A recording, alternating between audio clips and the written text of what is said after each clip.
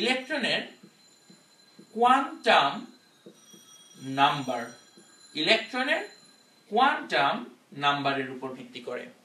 ইলেকট্রনের কয়টি quantum number আছে এবং তাদের নামগুলো কি কি, সবাই কমেন্টে লেখা শুরু করো। সবাই ইলেকট্রনের কতটি কোয়ান্টাম নাম্বার রয়েছে এবং তাদের নাম কি কি একটু কমেন্টে লিখে ফেলবেন। ওকে, তো ইলেকট্রনের কোয়ান্টাম নাম্বার বেশ কয়েকটা রয়েছে। তো এক নম্বরটাকে আমরা বলে থাকি প্রধান কোয়ান্টাম সংখ্যা, প্রধান কোয়ান্টাম নাম্বার বা প্রিন্সিপাল কোয়ান্টাম নাম্বার, যেটাকে আমরা n দ্বারা প্রকাশ করে থাকি। দুই নাম্বারটাকে আমরা বলে থাকি সহকারী কোয়ান্টাম নাম্বার, যেটাকে আমরা p দ্বারা প্রকাশ করে থাকি। তিন নম্বরটাকে আমরা বলে থাকি ম্যাগনেটিক কোয়ান্টাম নাম্বার, যেটাকে আমরা m দ্বারা প্রকাশ করে থাকি। এবং লাস্টেরটা হচ্ছে আমরা বলে থাকি তাকে স্পিন কোয়ান্টাম নাম্বার, যেটাকে আমরা s দ্বারা প্রকাশ করে থাকি। এই চারটা হচ্ছে চারটা কোয়ান্টাম নাম্বার। অবশ্যই তোমরা এই জিনিসটা অলরেডি যারা বই পড়ছ গত 2 বছরে অনেকে হয়তো এই জিনিসটা জানো যে কয়টা কোয়ান্টাম নাম্বার রয়েছে, মেইন, সহকারী, স্পিন, ম্যাগনেটিক কোয়ান্টাম নাম্বার আমি দেখতে পাচ্ছি। হ্যাঁ, ভেরি নাইস, তোমরা কারেক্টলি অ্যান্সার করছো। n, p, m এবং s, এই চারটা হচ্ছে আমাদের চারটা কোয়ান্টাম নাম্বার।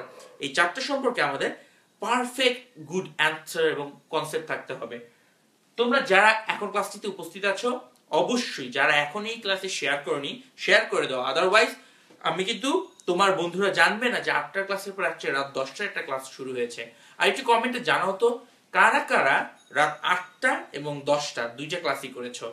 যারা দুইটা ক্লাসই করেছো কমেন্টে একটু লিখো বোথ, তাইলে আমরা বুঝবো তুমি রাত 8টার ক্লাসেও ছিলে, রাত 10টার ক্লাসেও ছিলে। সো যারা যারা দুটো ক্লাসই করেছো তাদের শেখার পরিমাণটা আরো ভালো হবে। তোমরা যারা এখনো জানো না, আমি তোমাদেরকে একটু জানিয়ে দিই, আমাদের ক্লাসগুলো হবে রবি, মঙ্গল, বৃহস্পতি, শুক্র, শনি, এই 5 দিন। রবি, মঙ্গল, বৃহস্পতি, শুক্র, শনি 5 দিন, রাত 8টা একটা ক্লাস, রাত 10টা আরেকটা ক্লাস। টোটাল 5 দিনে একই সপ্তাহে 10টা ক্লাস হয়ে যাবে। সো আমরা অনেক বেশি বেশি জিনিস পড়বো। এইচএসসি পরীক্ষা এবং এসএসসি পরীক্ষার পুরো প্রিপারেশনটাই 10 দিন স্কুলে হয়ে যাবে। সো এখন দেখো আমরা একটু বুঝি প্রধান কোয়ান্টাম সংখ্যা আসলে কি বোঝায়। প্রধান কোয়ান্টাম সংখ্যা কি বোঝায় সেটা আমরা এখন বুঝবো। লক্ষ্য করো, প্রধান কোয়ান্টাম সংখ্যার মূল উদ্দেশ্য হচ্ছে একটা জিনিসের আকার বোঝানো। একটা জিনিসের আকার বা সাইজ বোঝানো হচ্ছে প্রধান কোয়ান্টাম সংখ্যার উপায়। যেমন পরমাণুর কক্ষপথ, সেটা ছোট হবে নাকি বড় হবে, ছোট হবে নাকি বড় হবে, সেটা বোঝায় প্রধান কোয়ান্টাম সংখ্যা। প্রধান কোয়ান্টাম সংখ্যার কাজ হচ্ছে আকার বোঝানো। সহকারী কোয়ান্টাম সংখ্যার কাজ হচ্ছে, মনে রাখবে এগুলো কিন্তু এমসিকিউতে প্রায় চলে আসে এবং মানুষজন সবাই এটা ভুল করে ফেলে। সহকারী কোয়ান্টাম সংখ্যার কাজ হচ্ছে আকৃতি বোঝানো। আকৃতি দিয়ে বোঝায় যে দেখতে জিনিসটা কেমন, যেমন সে গোল হবে নাকি ডাম্বেল শেপের হবে, এইটা হচ্ছে তার আকৃতি। আকার হচ্ছে তুমি যদি প্রশ্ন করো জিনিসটা কতটুকু বড়, তার যে উত্তর মিলবে সেটা হচ্ছে তার আকার। আর জিনিসটা দেখতে কেমন, তার যে উত্তর মিলবে সেটা হচ্ছে তার আকৃতি। ফর এক্সাম্পল, একটা ছেলে দেখতে শুকনা বা মোটা, এটা হচ্ছে তার আকৃতি। আর সে দেখতে ছোট নাকি বড়, এটা হচ্ছে তার আকার। তো আকার এবং আকৃতির এই ডিফারেন্সটা বুঝো। প্রধান কোয়ান্টাম সংখ্যা আকার বোঝায়, সহকারী কোয়ান্টাম সংখ্যা আকৃতি বোঝায়। আমি একটু জানতে চাই ম্যাগনেটিক কোয়ান্টাম সংখ্যা কোন জিনিসটাকে বোঝায়। কমেন্ট সেকশনে আমি তোমাদের কমেন্ট দেখতে চাচ্ছি। ম্যাগনেটিক কোয়ান্টাম সংখ্যা কোন জিনিসটাকে বোঝায়, আমার কমেন্টে এসে তোমরা জানানোর চেষ্টা করো ম্যাগনেটিক কোয়ান্টাম সংখ্যা কোন জিনিসটা বোঝায়। ইয়েস, আমি তোমাদের কমেন্টের জন্য অপেক্ষা করছি। তোমাদের অনেকেই খুব নাইসলি আমাকে অনেক রিকোয়েস্ট করে যাচ্ছ এই জিনিসগুলো।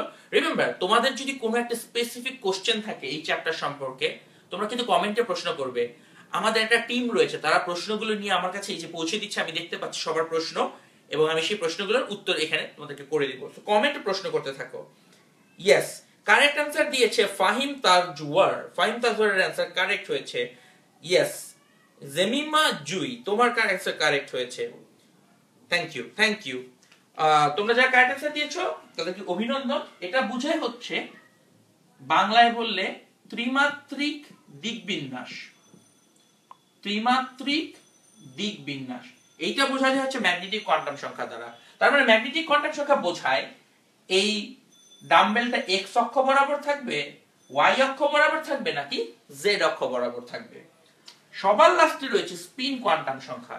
স্পিন কোয়ান্টাম সংখ্যা বোঝায় একটা ইলেকট্রন সে ঘুরতে পারে, সে ঘড়ির কাঁটার উল্টো দিকে ঘুরতে পারে, আবার এই ইলেকট্রনটা ঘড়ির কাঁটার দিকেও ঘুরতে পারে। তাহলে তার দুইটা অপশন, সে ঘড়ির কাঁটার দিকে ঘুরতে পারে, ঘড়ির কাঁটার উল্টো দিকে ঘুরতে পারে। এখন চিন্তা করো তার এই দুইটা অপশনের মধ্যে সে অবশ্যই যে কোনো একটাকে সিলেক্ট করবে। তাহলে চিন্তা করো তার অপশন রয়েছে দুইটা, সে সিলেক্ট করতে পারবে যে কোনো একটাকে। তাহলে একটা সিলেক্ট করার সম্ভাব্যতা হচ্ছে অবশ্যই হাফ। তার দুইটা অপশনের মধ্যে থেকে সে একটাকে নিতে পারবে, তাহলে তার সম্ভাব্যতা হচ্ছে হাফ। এই হাফটা কি বোঝানোর জন্য বলা হয় থাকে, যদি ঘড়ির কাঁটা উল্টো দিকে ঘুরে সেটাকে আমরা বলি প্লাস হাফ, আর ঘড়ির কাঁটার দিকে ঘুরলে সেটাকে আমরা বলে থাকি মাইনাস হাফ। হাফের মাহাত্ম্য হচ্ছে তার প্রবাবিলিটি, যে এই রোটেশনটা পাওয়ার প্রবাবিলিটি তার হাফ, ওই রোটেশনটা পাওয়ার প্রবাবিলিটি হাফ। কিভাবে আসলো? রোটেশন সম্ভব দুইটা, ইলেকট্রন থাকতে পারবে এই দুইটার যে কোনো একটা রোটেশনে। তাহলে অপশন রয়েছে দুইটা, সে নিতে পারবে একটা অপশন, তাহলে 1/2 হাফ চলে আসে। এই যে ইনফরমেশন গুলো বোর্ডে লেখা, তোমরা বিশ্বাস করো এইখান থেকে অসংখ্য এমসিকিউ কোশ্চেন আছে যেগুলো স্টুডেন্টরা অ্যানসার করতে পারে না। যেমন এন আকার বোঝায়, পি আকৃতি বোঝায়, মানুষ আকার এবং আকৃতির কোনো ডিফারেন্স বুঝতে পারে না। আসলে তোমাদের আবার কিছু প্রশ্নের উত্তর আমি এখান থেকে দিয়ে নিই। আমি দেখতে পাচ্ছি মানুষ এখনো কিন্তু খুব বেশি আসেনি। আগের ক্লাসে 14,000 স্টুডেন্ট এই রাত 8টার ক্লাসটা করেছে। রাত 10টার ক্লাসে স্টুডেন্ট আসবে না কেন? রাত 10টাতে আরো বেশি মানুষ আসবে। তুমি যদি শেয়ার করো এখনই পোস্টটি, অবশ্যই আমরা আগের ক্লাসে 14,000 মানুষ ছিল, এই ক্লাসে আমরা 28,000 মানুষ নিয়ে আসবো। এবং আমরা বলি 10 মিনিট স্কুল বাংলাদেশের সবচেয়ে বড়, সবচেয়ে বৃহত্তম লার্জেস্ট ক্লাসরুম। আমরা এই লার্জেস্ট ক্লাসরুমটাকে কন্টিনিউ করব। Yes, thank you. Munna Rahman লিখেছে এটাই ফেসবুক লাইভের প্রপার ইউজ। ইয়েস মুন্না, আমরা মানুষকে দেখাতে চাচ্ছি এটাই হচ্ছে ফেসবুক লাইভের প্রপার ইউজ। আসেন এখন আমরা আমাদের পরবর্তী টপিকে যাই, কোয়ান্টাম নাম্বারকে কিভাবে ক্যালকুলেট করা যায়।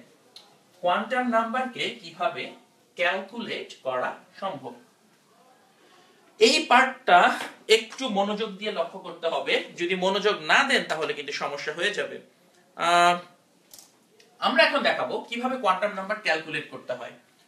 লক্ষ্য করো, আমি দেখাবো n কিভাবে n থেকে প্রধান কোয়ান্টাম সংখ্যা থেকে সহকারী কোয়ান্টাম সংখ্যা l পাওয়া যাবে, সহকারী কোয়ান্টাম সংখ্যা থেকে কিভাবে ম্যাগনেটিক কোয়ান্টাম সংখ্যা পাওয়া যাবে, এবং ম্যাগনেটিক থেকে কিভাবে স্পিন কোয়ান্টাম সংখ্যা পাওয়া যাবে।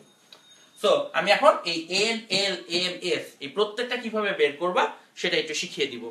তো আমরা শুরু করি, আমরা উদাহরণের সবচেয়ে ভালো एग्जांपलটা নিই। যদি n এর ভ্যালু 4 হয়, n এর ভ্যালু 4 দেওয়া আছে, n এর ভ্যালু 4 মানে এটা বোঝায় এটা 4 নম্বর শক্তি স্তরে আছে। আমরা ছোটবেলায় যে শিখে এসেছি পরমাণুর বাইরে 1 2 3 4 এইভাবে শক্তি স্তর থাকে। n = 4 বোঝায় যে 4 নম্বর শক্তি স্তরটা নিয়ে আমরা কথা বলছি। 4 নম্বর শক্তি স্তরের নিয়ে l এর ভ্যালু হবে কত? সব সময় মনে রাখবো l এর ভ্যালু হবে 0 হতে n-1 পর্যন্ত। 0 হতে n-1 পর্যন্ত l এর ভ্যালু হবে 0 থেকে n-1 পর্যন্ত। চিন্তা করো n এর ভ্যালু হচ্ছে 4, তাহলে l এর ভ্যালু হবে 0 থেকে শুরু করে n-1। n এর ভ্যালু যেহেতু 4, তাহলে চিন্তা করে থাকো 4 - 1 কত? 3।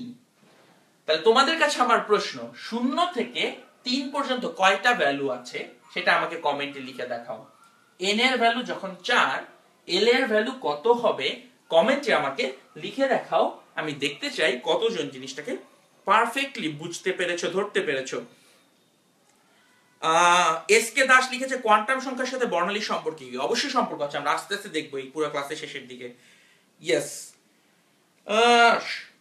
সুপ্রীতি মালাকার আগের ক্লাসেও ফাটি অ্যান্সার দিয়েছে, এইবারও অ্যান্সার দিচ্ছে। থ্যাংক ইউ, কারেক্ট অ্যান্সার হয়েছে। জাহিদ মুন্না কারেক্ট অ্যান্সার হয়েছে গোপাল ভাঁড়। গোপাল ভাঁড়ের অ্যান্সার কারেক্ট হচ্ছে, বেশ সার্কাস্টিক হয়ে যাচ্ছে জিনিসটা।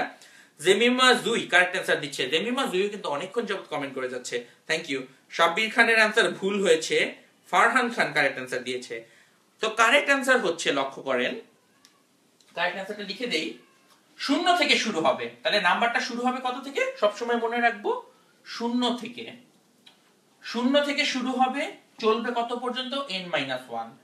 4 মানে এর আগের সংখ্যাটা হচ্ছে 3, n-1, 4 - 1 হচ্ছে 3। তাহলে 0 1 2 3 এরকম চারটা ভ্যালু পাওয়া যাবে। মনে রাখো 0 1 2 3 এরকম চারটা ভ্যালু পাওয়া যাবে। তার মানে n এর ভ্যালু যদি হইল 3, তাহলে তুমি ভ্যালু পাইতে 0 1 2। যদি n এর ভ্যালু হইতো 2, তাহলে তুমি l এর ভ্যালু পাবা 0 1, আর 1 হইলে পাবা শুধুমাত্র 0। তার মানে n এর যা ভ্যালু দেওয়া থাকবে তার আগের সংখ্যা পর্যন্ত সবগুলা ভ্যালু হচ্ছে l এর মান পাওয়া যাবে। সো আশা করি l এর মান বা সহকারী কোয়ান্টাম সংখ্যার মান তোমরা বুঝতে পেরেছো। এইবার একটা জিনিস একটু শিখার আছে। আমরা বলেছিলাম সহকারী কোয়ান্টাম সংখ্যা হচ্ছে আকৃতি বোঝায়, তার শেপ বোঝায়। তার শেপ দেখতে কিরকম? শেপ কি দেখতে গোল নাকি ত্রিভুজাকার নাকি চারকোনা, এই জিনিসগুলো বোঝানো হয়। তো মনে রাখেন, যদি l এর ভ্যালু হয় 0, তাহলে তার আকৃতিকে বলা হয় s, ভ্যালু 1 হলে তাকে বলা হয় p, 2 হলে বলা হয় d, আর 3 হলে বলা হয় f। তাহলে মনে রাখার উপায় হচ্ছে s p d f, s p d f, বাস আমরা চারটা ভ্যালু মনে রাখবো। তাহলে এই চারটা হচ্ছে চার ধরনের আকৃতিকে বুঝিয়ে থাকে। s এর আকৃতি গোলাকার, p এর আকৃতি ডাম্বেলের মতন, তো এরকম বিভিন্ন বিভিন্ন আকৃতি বোঝায়। এখন তোমাদের কাছে একটা ছোট প্রশ্ন, এই প্রশ্নটা খুবই ট্রিকি। ইভেন এটা যদি তোমাদের এইচএসসি পরীক্ষায় আসে, 50% মানুষ এটা ভুল করবে। 3s ও 4s এর কোনটি ভিন্ন? কোনটি ভিন্ন? অপশন এ হচ্ছে আকার, অপশন বি হচ্ছে আকৃতি। 3s এবং 4s এর অরবিটালের মধ্যে কোনটি ভিন্ন, আকার নাকি আকৃতি? কমেন্ট সেকশনে জানিয়ে দিন। যে পারবেন অবশ্যই আমি বলতে বাধ্য হব তার কনসেপ্ট খুবই ভালো, কারণ 3s এবং 4s এর মধ্যে কোনটি ভিন্ন এটা একটু বুঝতে হবে। ওকে, আমি কারেক্ট অ্যান্সার দেখতে পাচ্ছি, জাহিদ মুন্নার অ্যান্সার কারেক্ট হয়েছে। মুহাইমিনুল ইসলাম বাঁধন correct answer. Gopal Bhar correct answer আবারও দিয়ে দিল। স্রোতের বিপরীতে একজনও, স্রোতের বিপরীতে একজন, আসলে উনি আসলে সবকিছুতেই স্রোতের বিপরীতে যায়, তাই সবাই কারেক্ট অ্যান্সার দিচ্ছে, ও একটু ভুল অ্যান্সার দিয়ে দিয়েছে, তার অ্যান্সারটা ভুল হয়েছে। Shakib Khan correct answer, yes. স্রোতের বিপরীতে একজন, তোমার অ্যান্সার ভুল হয়েছে, তুমি স্রোতের বিপরীতে চলে গিয়েছো। সবাই কারেক্ট অ্যান্সার দিচ্ছে, তুমি স্রোতের বিপরীতে ভুল অ্যান্সার দিয়েছো। দেখো 3s এবং 4s এর মধ্যে ভিন্ন কোনটি, এটা বোঝা যাবে তাদের কোয়ান্টাম নাম্বারগুলো দেখলে। এই যে 3 আর 4, এটা হচ্ছে তার কোয়ান্টাম নাম্বার n, আর এই s গুলো বোঝায় তার সহকারী কোয়ান্টাম নাম্বার l। তাকিয়ে দেখো, এখানে যেহেতু দুইটাই s, তার মানে তাদের সহকারী কোয়ান্টাম সংখ্যাটা সেম। যেহেতু দুইজনই s, তাকিয়ে দেখো s নির্ধারণ করে হচ্ছে সহকারী কোয়ান্টাম সংখ্যা। তাই যেহেতু দুইজনই s, দুইজনের l এর ভ্যালু বা সহকারী কোয়ান্টাম সংখ্যা সেম। দুইজনের ডিফারেন্স হচ্ছে প্রধান কোয়ান্টাম সংখ্যা n এ। যেহেতু প্রধান কোয়ান্টাম সংখ্যা আকার বোঝায় এবং তাদের ভিন্নতা হচ্ছে প্রধান কোয়ান্টাম সংখ্যাতে, তাহলে অ্যান্সার হবে আকার। 3s এবং 4s এর ডিফারেন্স হচ্ছে আকারে। 3s দেখতে একটু ছোট হবে, 4s দেখতে একটু বড় হবে। কিন্তু তাকিয়ে দেখো, দেখো দুইজনই দেখতে কিন্তু একই রকম, তাদের আকৃতি সেম, কারণ দুইজনই দেখতে গোল, বাট আকার ভিন্ন, কারণ একজন দেখতে ছোট আর একজন দেখতে বড়। দেখতেই পারছো যে এটা একটা বেশ ট্রিকি কোশ্চেন ছিল, যেটা পরীক্ষায় তুমি ভুল করে ফেলতে পারলে। সো আশা করি এখন তোমরা শিখে গেলে। আচ্ছা, এখন আমার একটা কোশ্চেন আছে। এই যে এখানে বিভিন্ন রকম ভাবে যখন লেখা হয় 4s 4p, আমরা বারবার কিন্তু বলে রাখি এইটা কি, এরা কি অরবিটাল নাকি উপশক্তি স্তর। এটা বেশ কনফিউজিং একটা ধারণা, এটা কি অরবিটাল নাকি উপশক্তি স্তর? সবাই, আমি জানি 100% মানুষ কমেন্ট করতে দিলে সবাই কিন্তু বলে ফেলবে এরা হচ্ছে অরবিটাল। তোমরা 100% মানুষ কমেন্ট করে ফেলবে এরা হচ্ছে অরবিটাল। অ্যাকচুয়ালি কারেক্ট আনসার হচ্ছে 4s 4p হচ্ছে একটা আসলে উপশক্তি স্তর। 4s 4p অরবিটাল আমরা কমন সেন্সে বলি, বাট অ্যাকচুয়ালি অরবিটাল হচ্ছে তারা যাদের তিনটা কোয়ান্টাম নাম্বার থাকে, যাদের প্রধান, সহকারী এবং ম্যাগনেটিক এই তিনটা কোয়ান্টাম নাম্বার থাকে তাদেরকে বলা হয় অরবিটাল। আর যাদের দুইটা কোয়ান্টাম নাম্বার শুধু n আর l থাকে তাদেরকে বলা হয় উপশক্তি স্তর। 4s আর 4p কিন্তু শুধুমাত্র প্রধান আর সহকারী কোয়ান্টাম সংখ্যা আছে, তাই তাদেরকে বলা হয় অ্যাকচুয়ালি উপশক্তি স্তর। বাট যদি আমরা বইতে এবং বহুল প্রচলিতভাবে এদেরকে অরবিটালই বলি, আসলে তারা হচ্ছে উপশক্তি স্তর এবং একটা উপশক্তি স্তরের মধ্যে অনেকগুলো অরবিটাল থাকতে পারে। তো আশা করি এই কনফিউশনটা তোমরা একটু নিজের মাঝখানে মিটিয়ে নেবে। তো আমি আরেকবার ঘুরে আসি তোমাদের সেই কমেন্ট সেকশন থেকে। আমি দেখতে পাচ্ছি হাজার হাজার কমেন্ট অলরেডি কিন্তু আমাদের এখানে পড়ে গিয়েছে। Thank you. সৌভিক সংখ্যা লিখেছে উপশক্তি স্তর। যারাই অরবিটাল হিসেবে জেনে এসেছো, আমি ভুল বলবো না, কারণ বই খাতায় এখনো আমরা এটাকে অরবিটাল 3s 4s অরবিটাল বলে থাকি। ইভেন আমি পড়ানোর সময় বাকি ক্লাসগুলো তাদেরকে অরবিটালই বলবো, কারণ আমরা এভাবে শুনে অভ্যস্ত।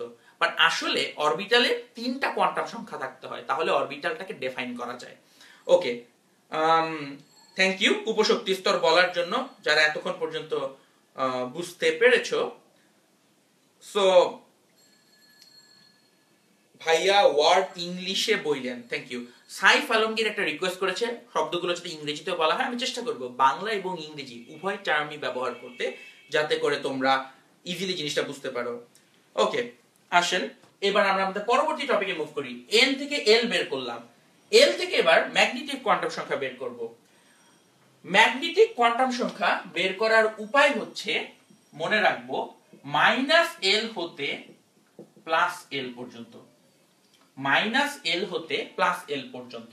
তার মানে তাকিয়ে দেখো, এখানে লেখা আছে l এর ভ্যালু হচ্ছে 2, তাহলে -l মানে হচ্ছে -2, +l মানে হচ্ছে +2, এই মাঝখানে সবগুলো ভ্যালু। -2 এর পরে আছে -1, তারপরে আছে 0, তারপরে আছে +1, তারপরে আছে +2। As simple as that. যেটা বোঝনি আর একটু উদাহরণ দেখিয়ে দিই। যেমন l এর ভ্যালু আছে 1, তাহলে শুরু হবে -1 থেকে +1 পর্যন্ত। -1, এরপরে আছে 0, এরপরে আছে +1। 3 এর ক্ষেত্রে হবে -3 থেকে +3 পর্যন্ত, তাহলে -3, -2, -1, 0, +1, +2, +3 সবগুলো ভ্যালু চলে আসবে। এবং 0 এর ক্ষেত্রে যেহেতু 0 এর কোনো প্লাস মাইনাস হয় না, এখানে শুধু 0 হবে। তাহলে আশা করি তোমরা l এর ভ্যালুর উপর ভিত্তি করে এই যে m এর ভ্যালু বের করা হলো সেটা বুঝতে পেরেছো। l এর ভ্যালুর উপর ভিত্তি করে m এর ভ্যালু বের করা যায়।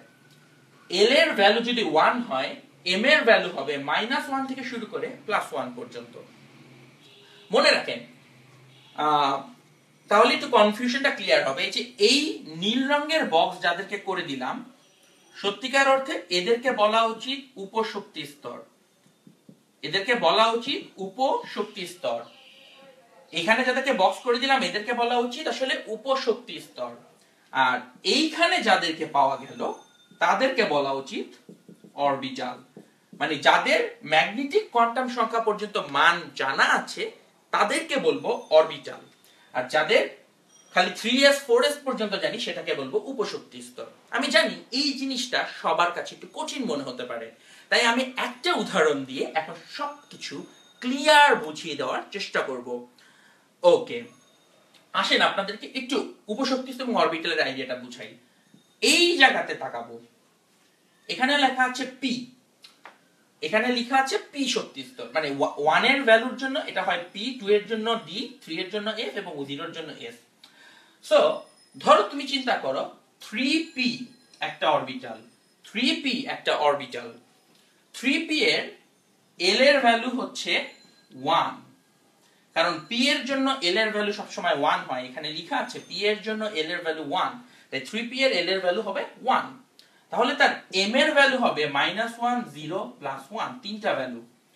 এখানে টোটাল ভ্যালু আছে 3টা, এর মানে হচ্ছে তার অরবিটাল আছে 3টা অরবিটাল। তার মানে যার m এর ভ্যালু যতটা তার অরবিটাল রয়েছে ততটা। p এর জন্য m এর ভ্যালু 3টা, তার মানে এইখানে অরবিটাল রয়েছে 3টা। d এর জন্য m এর ভ্যালু 5টা, তার মানে এখানে অরবিটাল রয়েছে 5টা। f এর জন্য ভ্যালু আছে 7টা, তার মানে এখানে অরবিটাল আছে 7টা। তো এই ঘটনাটাকে যখন আমি একটু বলবো, একটু বুঝিয়ে বলবো, তখন আমি আসলে এইভাবে দেখানোর চেষ্টা করব। সেটা হচ্ছে 3p, এটা হচ্ছে আসলে একটা উপশক্তি স্তর, বা যেটাকে আমরা আসলে নরমালি অরবিটালি বলি। এই 3p এর উপশক্তি স্তরের মধ্যে 3টা ভ্যালু আছে, একটা হচ্ছে -1, একটা 0 আর একটা +1। এটার দিক বিন্যাস x অক্ষ, এটার y অক্ষ আর একটার z অক্ষ বরাবর। একটাকে আমরা নাম দিই px, একটাকে নাম দিই py, একটার নাম হয় pz। তাহলে 3px, 3py, 3pz এইরকম 3টা বক্স থাকে। এই 3টা বক্সের প্রত্যেকটা বক্সকে বলা হয় অরবিটাল, আর এই 3টা বক্সকে একসাথে বলা হয় উপশক্তি স্তর। তাই 3p আসলে একটা উপশক্তি স্তর। সেই 3p এর মধ্যে যখন x y z অর্থাৎ ত্রিমাত্রিক দিক বিন্যাস বলে দিবে, তখন আমরা তাকে বলবো অরবিটাল। এগুলো এমন ধারণা যেগুলোর সম্পর্কে মানুষ অনেক বেশি কনফিউজড। তাই আমি আবারও বলি, 3p কে বলা উচিত উপশক্তি স্তর। 3p এর মধ্যে আমরা 3টা বক্স আঁকি। 3টা বক্স আঁকি এর কারণ হচ্ছে p ভ্যালুর জন্য তার ম্যাগনেটিক কোয়ান্টাম সংখ্যা রয়েছে 3টি। তার 3টি ম্যাগনেটিক কোয়ান্টাম সংখ্যার জন্য তার 3টা দিক বিন্যাস পাওয়া যায়, এবং তাই 3px, 3py, 3pz এদেরকে আমরা বলে থাকি অরবিটাল। সো থ্যাংক ইউ আমাদেরকে এই নাইস প্রশ্ন জিনিসটা বলার জন্য। সো আশা করি তোমরা জিনিসটা বুঝতে পারছো। তন্ময় চৌধুরী একটু কনফিউজ, সে লিখেছে অরবিটাল আর উপশক্তি স্তর কি একই জিনিস? হ্যাঁ, তোমার বইয়ে বা আমরা অধিকাংশ মানুষজন পড়ার সময় বলার সময় উপশক্তি স্তরকে আসলে অরবিটাল বলে ফেলি। এটা তোমার ভুল না, এটা ওয়ার্ল্ড ওয়াইড সবাই করে। বাট অ্যাকচুয়ালি 3p কে বলা উচিত উপশক্তি স্তর। যখন তুমি 3p এর নিচে একটা x y z লিখবে, তখন সেটাকে বলা উচিত আসলে অরবিটাল। আমি জানি যেহেতু জিনিসটা তুমি জীবনে প্রথমবারের মতো শুনছো, তোমার কাছে বিশ্বাস নাও হতে পারে, বাট একটু চিন্তা করে দেখো আসলে এইটাই হওয়া উচিত। অরবিটালের ত্রিমাত্রিক দিক বিন্যাস থাকে, 3p এর কোনো ত্রিমাত্রিক দিক বিন্যাস নেই, 3p x এর আছে। তাই 3px হচ্ছে অরবিটাল, 3p হচ্ছে উপশক্তি স্তর। তো আশা করি এটা মোটামুটি তোমরা বুঝতে পারছো। ওকে, থ্যাংক ইউ। আমরা আসেন একটা প্রশ্নের উত্তর দিই। অবুঝ বালক প্রশ্নটা করেছে 2D 4p এর মধ্যে কোনটা পসিবল। আমরা এখন অবুঝ বালকের প্রশ্নের উত্তর দিব। অবুঝ বালক যে প্রশ্নটা করেছে সেই প্রশ্নটা খুব নাইস। এটা অ্যাকচুয়ালি এইচএসসি পরীক্ষাতে চলে আসার মতন একটা প্রশ্ন। প্রশ্নটাকে লিখে দিই, 2D এবং 4p এর মধ্যে কোনটি সম্ভব। আমি আগে কমেন্টে তোমাদের অ্যানসার দেখতে চাই। 2D এবং 4p এই দুইটার মধ্যে কোনটা সম্ভব? 2D এবং 4p এর মধ্যে কোনটা সম্ভব? কমেন্টে তোমরা একটু লিখবে, কমেন্টে অ্যানসারটা বলবে, বাট একই সাথে আমি এক্সপ্লেইন করেও দেখিয়ে দিব এটা পরীক্ষায় কিভাবে লিখতে হবে। কারণ এই জিনিসটা পরীক্ষায় আসার মতন একটা প্রশ্ন। ইভেন এই বছর বেশ কিছু স্কুলের এসএসসি পরীক্ষার টেস্টে এই প্রশ্নটা এসেছে। এটা এসএসসি এবং এইচএসসি সব স্টুডেন্টদের জন্য ইম্পর্টেন্ট। 2D আর 4p এর মধ্যে কোনটি সম্ভব? আমি তোমাদের কমেন্টগুলো একটু দেখে নিই, তারপর আমি নিচে এটাকে এক্সপ্লেইন করে দিব। সো আগে তোমরা একটু অ্যানসার করার চেষ্টা করো। ওকে, সবাই কারেক্ট অ্যানসার দিচ্ছে। সাইয়েদ ভরি, আহনাফ আনিক, তানিয়া, নিপালক, তন্ময় চৌধুরী, সূর্য সৌরভ, জেমিমা জুই, তানিয়া, তোমরা সবাই কারেক্ট অ্যানসার কিন্তু দিচ্ছ। Very nice. আমি আসলে এইটাই দেখতে চাচ্ছি যে তোমাদের কারেক্ট অ্যানসার গুলো দেওয়ার অ্যাবিলিটি গ্রো করেছে কিনা। বাট একটু কোশ্চেন আছে যেটা আসলে রিটেনে আসার মতন একটা প্রশ্ন। সো আমরা একটু দেখাবো এটা কিভাবে কোনটা সম্ভব। আসো আমরা দেখি কোনটা সম্ভব। 2D আর 4p কোনটা সম্ভব এটা বোঝার জন্য আমরা প্রথমে তাদের প্রধান কোয়ান্টাম সংখ্যা লক্ষ্য করি। প্রধান কোয়ান্টাম সংখ্যা হচ্ছে এই প্রথম সংখ্যাটা, এর জন্য 2 আর এর জন্য হচ্ছে 4। তারপর তার সহকারী কোয়ান্টাম সংখ্যাগুলো লক্ষ্য করি। 2 এর জন্য সহকারী কোয়ান্টাম সংখ্যা হবে, আমরা জানি L এর ভ্যালু হয় হচ্ছে 0 থেকে শুরু করে n-1 পর্যন্ত। n এর ভ্যালু যেহেতু 2, l এর ভ্যালু হবে এখানে 0 1, কারণ l এর ভ্যালু হয় 0 থেকে শুরু করে n-1 পর্যন্ত, তাহলে ভ্যালু হবে 0 এবং 1। আর এইখানে ভ্যালু হবে 0 1 2 3, কারণ এর ভ্যালু হচ্ছে 4, তাহলে 0 1 2 3 চারটা ভ্যালু পাওয়া যাবে এবং এখানে পাওয়া যাবে দুটো ভ্যালু। পরীক্ষায় এইভাবে এক্সপ্লেইন করতে হবে। আমরা জানি l এর মান যখন 0 হয় তখন তাকে বলি s, 1 হলে তাকে বলি p, 2 হলে তাকে বলি s p, তারপর এটাকে বলি d, আর 3 হলে তাকে বলি হচ্ছে f। তাহলে লক্ষ্য করে দেখো 4 ভ্যালুর জন্য 4s 4p 4d 4f, এই চারজনকে খুঁজে পাওয়া যাবে। 4s 4p 4d 4f, এই চারটা ভ্যালুর জন্য এই চারটা অরবিটাল পাওয়া যাবে। তাহলে 4p সম্ভব। তাকিয়ে দেখো 2d কি সম্ভব? l এর ভ্যালু 0 এর জন্য আসবে s আর 1 এর জন্য আসবে p, তাহলে 2 এর ভ্যালুর জন্য 2s এবং 2p, এই দুইটাকেই পাওয়া যাবে 2s এবং 2p। তাহলে অবশ্যই 2d এই অরবিটালটা সম্ভব না। 4p হচ্ছে কারেক্ট অ্যানসার। এটা পরীক্ষায় আসার জন্য খুবই গুরুত্বপূর্ণ একটা প্রশ্ন। সো আশা করি তোমরা এতটুকু বুঝতে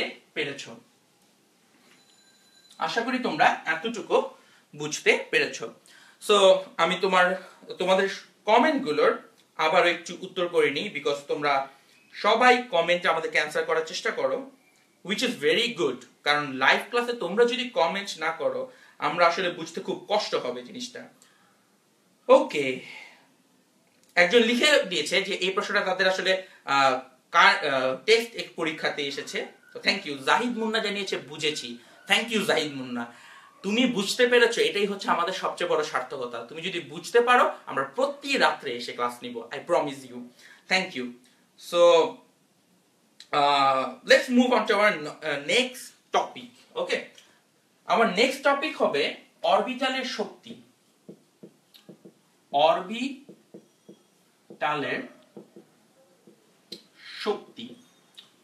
অরবিটালের শক্তি কিভাবে পরিমাপ করে বা কেন পরিমাপ করব?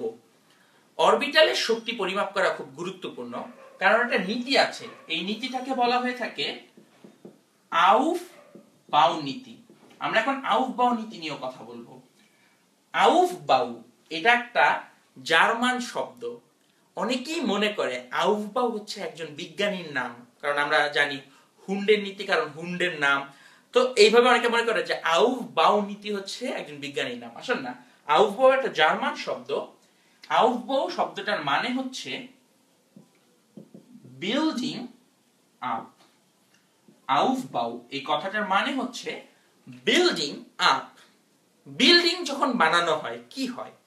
বিল্ডিং এ আগে একতলা বানানো হয়, একতলা যদি হয়ে যায় তারপর দোতলা বানায়, দোতলা হয়ে গেলে তিনতলা, তিনতলা হয়ে গেলে চারতলা। তো এটা হচ্ছে বিল্ডিং বানানোর নিয়ম, যে ছোটটা আগে নিব, সেই ছোটটাকে ঠিক মতন বানাবো, তারপরে পরের তলায় যাব, সেটাকে ঠিক মতন বানাবো, তারপরে পরের তলায় যাব। এটা হচ্ছে আউফবাউ নীতি। সো আউফবাউ নীতিতে আসলে ইলেকট্রন বিন্যাস করার সবচেয়ে গুরুত্বপূর্ণ নীতি। আউফবাউ নীতি হচ্ছে ইলেকট্রন বিন্যাস করার প্রথম নীতি, এটাকে সবার আগে ফলো করতে হয়। আউফবাউ নীতি বলে, আমি লিখেও দিব কথাগুলো, ইলেকট্রন প্রথমে নিম্ন শক্তির অরবিটালে যাবে। তার মানে ইলেকট্রন হচ্ছে প্রথমে ঢুকবে লো এনার্জির অরবিটালে, তার মানে যেটা শক্তি কম সেখানে আগে যাবে। কেন আগে যাবে? এর কারণ হচ্ছে নিম্ন শক্তির অরবিটালে স্থায়িত্ব বা স্টেবিলিটি অনেক বেশি, কারণ শক্তি যত কম থাকে তার স্টেবিলিটি তত বাড়ে। তাই নিম্ন শক্তির অরবিটালে প্রথমে যাবে, তারপরে সেটাকে পূর্ণ করবে, তাহলে সে নিম্ন শক্তির অরবিটালে যাওয়ার পরে নিম্ন শক্তির অরবিটালকে কমপ্লিটলি ফুলফিল করবে। তারপর ইলেকট্রন তারপর উচ্চ শক্তির অরবিটাল এ যাবে। কখনো যদি কেউ তোমাকে জিজ্ঞেস করে আউফবাউ নীতি কি, এই তিনটা কথা বলতে হবে। প্রথম কথা, ইলেকট্রন প্রথমে নিম্ন শক্তির অরবিটালে যাবে। 2 নম্বর কথা, নিম্ন শক্তির অরবিটালটাকে পূর্ণ করবে। 3 নম্বর কথা, নিম্ন শক্তির অরবিটালকে পূর্ণ করে তারপর উচ্চ শক্তির অরবিটালে যাবে। 1 2 3 আমরা মার্ক করে দিই। প্রথমে তাকে 1 ফুলফিল করতে হবে, তারপর 2, তারপর 3, ঠিক এই সিরিয়ালি তাকে আসতে হবে। তাহলে দেখো, আমাদেরকে আগে জানতে হবে কোনটার শক্তি কত, না হলে তো আমরা বুঝবো না কোনটা নিম্ন শক্তির আর কোনটা উচ্চ শক্তির। তো আমরা আউফবাউ নীতি শেখার জন্যই আসলে এই অরবিটালের শক্তি জানতে এসেছি। মনে রাখো, একটা অরবিটালের শক্তি হচ্ছে তার n প্লাস l এর মান। একটা অরবিটালের শক্তি হচ্ছে তার n প্লাস l এর মান। এখন আমি তোমাদের কাছে প্রশ্ন ছুড়ে দিচ্ছি, আমি আশা করি তোমরা অ্যান্সার বলতে পারবে।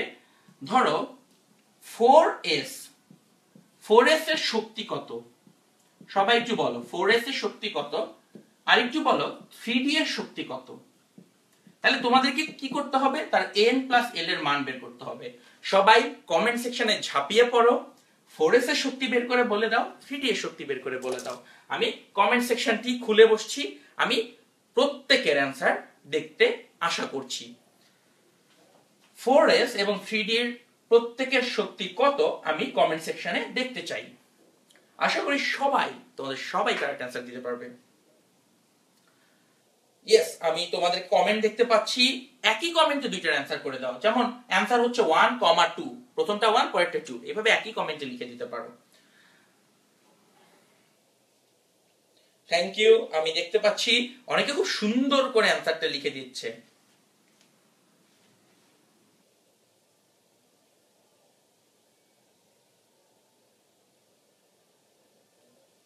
ইয়েস, আমি তোমাদের সবার মধ্য থেকে কারেক্ট অ্যান্সার আশা করছি। আমি কিন্তু কারেক্ট অ্যান্সার বেশ কমই দেখতে পাচ্ছি, অধিকাংশ মানুষই কিন্তু অ্যান্সারটা ভুল করেছো। একজনের অ্যান্সার কারেক্ট পাওয়া গেল, আকিব আহমেদ কারেক্ট অ্যান্সার দিয়েছে। নাহিদ পারভেজ কারেক্ট অ্যান্সার দিয়েছে। জেমিমা জুয়ের অ্যান্সার ভুল হয়েছে। জেমিমা জুই সারাদিন ভালো অ্যান্সার করেছে, লাস্ট মোমেন্টে এসে ভুল হলো। গোপাল ভার ভুল অ্যান্সার দিয়েছে। আমার যতগুলো ভালো স্টুডেন্ট ছিল সবাই এই প্রশ্নটা ভুল করছে, তার মানে এটা কিন্তু বেশ কঠিন একটা জিনিস, পরীক্ষায় আসতে পারে। এটাও পরীক্ষায় আসার মতনই একটা প্রশ্ন। তো আমি একটু তোমাদের সবাইকে অনুরোধ জানাবো, যেহেতু ভুল করছো, আমি আসলে এটাকে নিজেকেই সলভ করে দিব তোমাদের সাথে। আসলে আমরা সলভ করে ফেলি। সলভ কিভাবে করতে হবে লক্ষ্য করো। 4s এর n এর ভ্যালু লাগবে, l এর ভ্যালু লাগবে। তাকে দেখো 4, তার মানে তার n এর মান 4, এটা জাস্ট দেওয়াই আছে। 4 যেহেতু, তাহলে তার n এর মান হচ্ছে 4। s এর মানটা তার l এর মানকে নির্ধারণ করে। আমরা মনে রাখবো s p d f যদি এগুলো হয়, তাহলে l এর মান হবে 0 1 2 3। আমরা এটা সব সময় মুখস্থ রাখবো। s p d f এর জন্য l এর মান হবে 0 1 2 3 s p d f। তাহলে s এর জন্য l এর মান হবে 0, s এর জন্য l এর মান হচ্ছে 0, তাহলে তার n প্লাস l এর মান হবে 4। একইভাবে 3d এর জন্য n এর ভ্যালু হচ্ছে 3 আর l এর ভ্যালু হচ্ছে d এর জন্য 2, d এর জন্য n এর ভ্যালু 2, তাহলে তার শক্তি বা n প্লাস l এর ভ্যালু হচ্ছে 5। তার মানে এখন একটু তাকিয়ে দেখো, 4s এর শক্তি হচ্ছে কম আর 3d এর শক্তি হচ্ছে বেশি। খুবই ইন্টারেস্টিং ঘটনা। মানুষ মনে করবে 3 তো একটা ছোট সংখ্যা, 4 তো বড়, তাই মানুষ সবাই ধারণা করে আগে ইলেকট্রন 3 তে যাবে, কারণ 1 2 3 ইলেকট্রন মনে হয় আগে 3 তে যাবে, তারপরে হয়তো ইলেকট্রন 4 এ আসবে। বাট এইখানে ব্যাপারটা উল্টো। পরীক্ষা প্রশ্ন আসবে কেন ইলেকট্রন আগে 3d তে না যেয়ে 4s এ যায়, ক্যালকুলেশনটা করে দেখাবে, তারপরে বলবে 3d এর শক্তির মান বেশি, 4s এর শক্তির মান কম। আউফবাউ নীতি অনুসারে কম শক্তির অরবিটালে ইলেকট্রন ফার্স্টে প্রবেশ করে, সেটাকে পূর্ণ করে বেশি শক্তির ইলেকট্রনের অরবিটালে তারপরে যাবে। তাহলে মনে রাখো, ইলেকট্রন যাওয়ার ক্রমটা হবে আগে 4s তারপরে 3d, আগে 4s তারপরে 3d। তোমাদের এই জিনিসটা নিয়ে কোনো প্রশ্ন থাকলে কমেন্টে করো, আমি অ্যানসার করে দিচ্ছি। আমি তোমাদের কমেন্টের জন্য আবারও খুলে বসলাম। আগে 4s এ যাবে তারপর 3d, এইটা কিন্তু খুব লেজিট প্রশ্ন, যেটা পরীক্ষায় আসবে। আর আমি এখনো দেখতে পাচ্ছি এই ক্লাসের স্টুডেন্ট সংখ্যা অনেক কম। আমরা রাত 8টায় যে ক্লাস নিলাম তার অনেক স্টুডেন্ট ছিল। প্লিজ আমি তোমাদেরকে একবার অনুরোধ করব, যারা এখনো এই ভিডিওটি শেয়ার করনি তারা বন্ধুদের সাথে ভিডিওটা শেয়ার করে ফেলো। তোমরা যতই এই জিনিসগুলো ছড়িয়ে দিবে, তোমরা আসলে বুঝতে পারছো তোমরা নলেজকে স্প্রেড করছো, তোমরা জ্ঞান ছড়িয়ে দিচ্ছ। অ্যান্ড ইউনো ধর্মেও বলা আছে যে সবসময় জ্ঞানের প্রসার ঘটাও, জ্ঞান অর্জন করার জন্য অনেক দূরে যাও। সো রিলিজিয়াস ব্যাকগ্রাউন্ড থেকে চিন্তা করো আর ইন্টেলেকচুয়াল ব্যাকগ্রাউন্ড থেকে চিন্তা করো, একটা নলেজকে স্প্রেড করতে হেল্প করাটা একটা অনেক অনেক অনেক বড় এবং অনেক ভালো কাজ। সবাই বেশি বেশি এই জিনিসটা শেয়ার করো। তো আমরা অরবিটালের শক্তির যে মজা সেই জিনিসটা দেখতে পেলাম। Thank you very much. আমরা পরের কোশ্চেনে চলে যাব। সূর্য সৌরভ, ও আসলে এই প্রশ্নটা করেছিল, সূর্য সৌরভ 4p এবং 3d এর মধ্যে কোনটাতে আগে ইলেকট্রন যাবে। আমি দেখতে পাচ্ছি সূর্য সৌরভের নাম। তোমাদেরকে হয়তো কখনো বলা হয় নাই যে তোমরা এত হাজার হাজার প্রশ্ন করো, এগুলো আমি কিভাবে পড়ে পড়ে উত্তর দিই। আমি আসলে সবগুলো কিন্তু পড়ি না, এটা গল্প করি তোমাদেরকে। জাস্ট কি হয়, তোমরা কমেন্টে প্রশ্ন করে যাও, আর পেছনে আমাদের 10 মিনিট স্কুলের একটা ডেডিকেটেড টিম রয়েছে, 6-7 জন কম্পিউটারের সামনে বসে থাকে। তোমাদের প্রত্যেকটা প্রশ্ন পড়ে যেগুলো ভালো প্রশ্ন সেগুলোকে তারা বাছাই করে করে আমার সামনে পাঠিয়ে দেয়। আমি দেখতে পাচ্ছি এখানে সুন্দর করে প্রশ্নগুলো চলে আসছে। সো তোমাদের মধ্যে যারা এই টিমের অংশ হতে যাও, তোমরা চাইলে আমাদের ওয়েবসাইটে চলে যাও, 10minuteschool.com। আমাদের টিমে একটা ফর্ম আছে, জয়েন দ্য টিম। তুমি যদি আমাদের টিমের অংশ হতে চাও, জয়েন দ্য টিমের ওই ফর্মটা পূরণ করলে তুমি 10 মিনিট স্কুলের টিমের অংশ হয়ে যেতে পারো। That's great. আসো আমরা একটা সেকেন্ড প্রবলেমে যাই, একই বিষয়ের উপরে প্রবলেম নাম্বার 2। তোমাদের কাছে আমার প্রশ্ন রইল, তোমরা প্রথমে যে জিনিসটা বের করবে, আমরা একটু আগে বের করেছিলাম 4s, সরি প্রশ্নটা হবে actually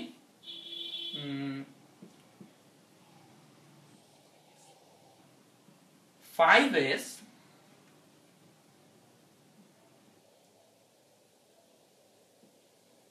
and p, 5s and 4p। সবাই এই মুহূর্তে একটু এই দুইটার শক্তি বের করে আমাদেরকে দেখাও। এই দুইটার n প্লাস l এর ভ্যালু কত হবে আমাকে বের করে কমেন্টে জানাও। 5s এবং 4p এই দুইজনের n প্লাস l এর ভ্যালু কত হবে বের করে জানাও। এই জিনিসটা বেশ ইন্টারেস্টিং। দুইজনের n প্লাস l এর ভ্যালু বের করলে তোমরা একটু অবাক হবে। তোমরা কমেন্টে আমাকে অ্যানসারটা জানাও, আমি একটু অপেক্ষা করছি তোমাদের উত্তরের জন্য।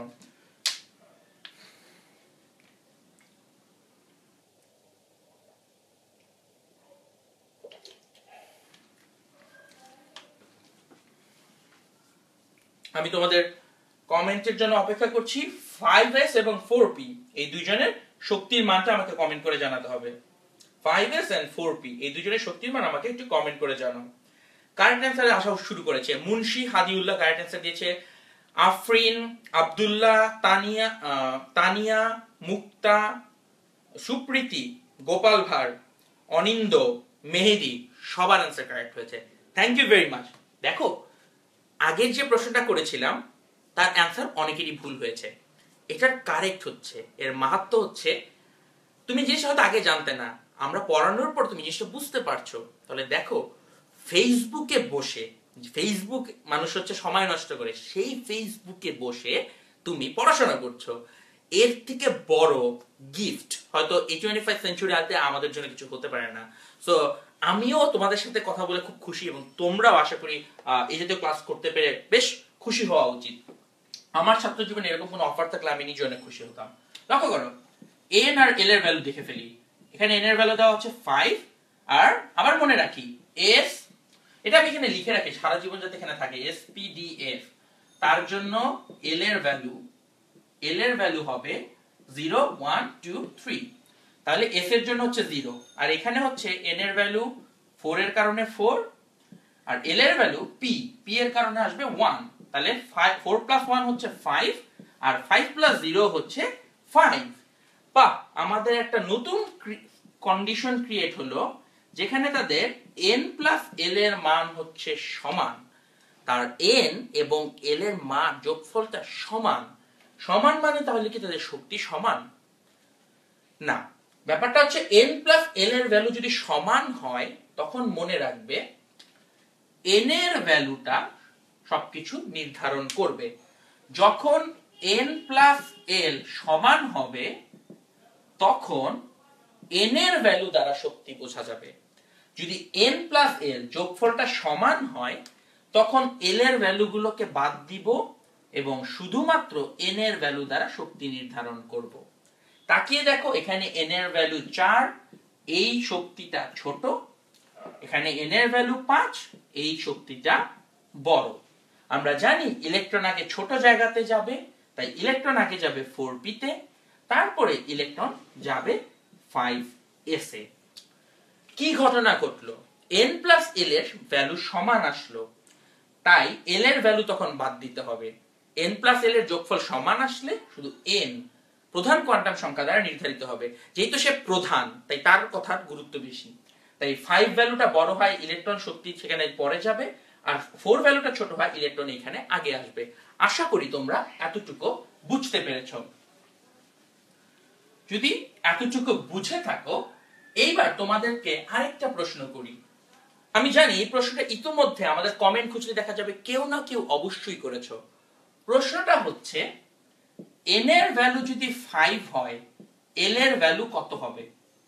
n এর ভ্যালু যখন 5 হবে l এর ভ্যালু কত হবে আমাকে একটু কমেন্টে জানাও। আমি দেখি কতজন এটা কারেক্ট অ্যানসার দিতে পারে। আমি জানি অধিকাংশ মানুষ এই অ্যানসারটা ভুল করবে। n এর ভ্যালু যদি 5 হয় l এর ভ্যালু কত হবে আমরা একটু কমেন্টে দেখতে চাচ্ছি। আমি কমেন্টে তোমাদের প্রশ্নের উত্তরটি দেখার জন্য অপেক্ষা করছি। তোমরা অসংখ্য কমেন্ট করে যাচ্ছ, which is great। লাইভ ক্লাসের সবচেয়ে বড় বৈশিষ্ট্য হচ্ছে তুমি কমেন্ট করবে এবং সেই কমেন্টের আমি উত্তর দিতে পারবো। মেহেদি বখতিয়ার জিজ্ঞেস করেছে শক্তি কম হলে কেন স্টেবিলিটি বেশি হয়? মেহেদি, তোমার কাছে অনুরোধ, আমাদের রাত 8টার ক্লাসটা সেটা দেখে ফেলো। রাত 8টার ক্লাসে আমরা এটা এক্সপ্লেইন করেছি। রাত 8টার ক্লাসে আমরা এই জিনিসটা এক্সপ্লেইন করেছি। আমাদের এই ক্লাসের পরে তুমি সেটা দেখে ফেলতে পারো। আচ্ছা, আমি কারেক্ট অ্যানসার, সূর্য সৌরভের অ্যানসার এখানে ভুল হয়েছে। আরমান মামুন কারেক্ট অ্যানসার দিয়েছে।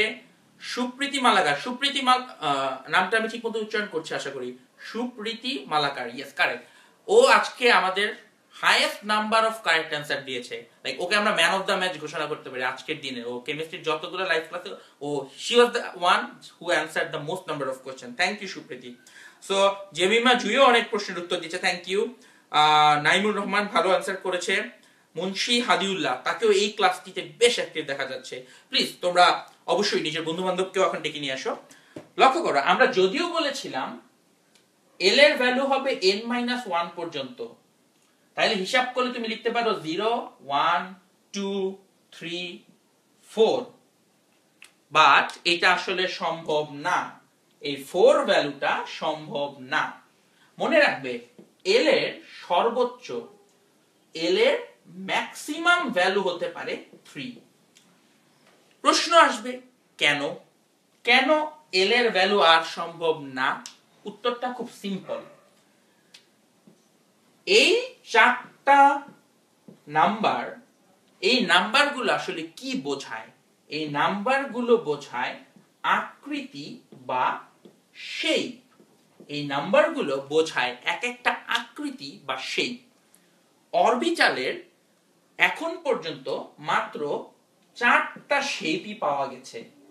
ওয়ার্ল্ডে এখন পর্যন্ত যত কিছু দেখা গেছে সবকিছুতে শেপ পাওয়া যায় মাত্র 4টা। যদি 4 ভ্যালুটা আসে তাহলে 1 2 3 4 5, 5টা শেপ চলে আসবে। এখন পর্যন্ত 4টার বেশি শেপ পাওয়া যায়নি, তাই l এর ভ্যালু সর্বোচ্চ 3 পর্যন্ত নেওয়া যাবে। কারণ এর পরের ভ্যালু আসলো সেই শেপগুলো বাস্তব জীবনে সম্ভব না। এবং দ্বিতীয় কথা হচ্ছে প্রকৃতিতে যে 116-17টা মৌল রয়েছে তা এই l এর ভ্যালু 3 পর্যন্তই হয়ে যায়, 4 আনার প্রয়োজন পড়ে না। তো আশা করি এইটা তোমরা বুঝতে পেরেছো। এটা একটা কনফিউশন এবং বেশ কনফিউজিং একটা প্রশ্ন কিন্তু ছিল। অনেকেই এই প্রশ্নটার উত্তর দিতে ব্যর্থ হয়। আমি আমার নিজের শিক্ষকতা জীবনে এই জিনিসটা বারবার ঘটতে দেখেছি। আরেকটা জিনিস সবাই একটা এই জিনিসটা ইউজ করে, সেটা হচ্ছে একটা শক্তি স্তরে সর্বোচ্চ ইলেকট্রন সংখ্যা, ইলেকট্রন সংখ্যা হচ্ছে 2n স্কয়ার। এটা মানুষজন লিখে। একটা শক্তি স্তরে সর্বোচ্চ ইলেকট্রন ধারণ ক্ষমতা হচ্ছে 2n স্কয়ার। তার মানে প্রথম শক্তি স্তর হলে n এর ভ্যালু 1, তাহলে 2 * 1 স্কয়ার = 2। দুই নম্বর শক্তি স্তর হলে n এর ভ্যালু 2, তাহলে 2 * 2 স্কয়ার = 8। তিন নম্বর শক্তির স্তর হলে এখানে বসবে 3 স্কয়ার, তাহলে 9 18।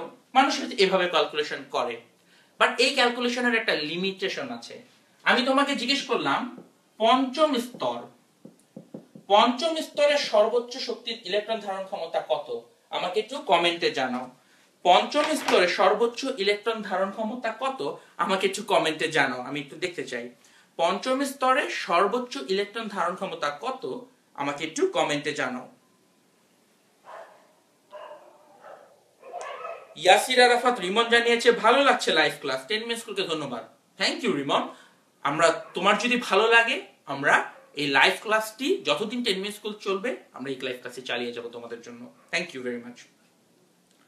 সাব্বির খানের অ্যান্সার কারেক্ট হয়েছে। আকিব আহমেদ ভুল বলেছে।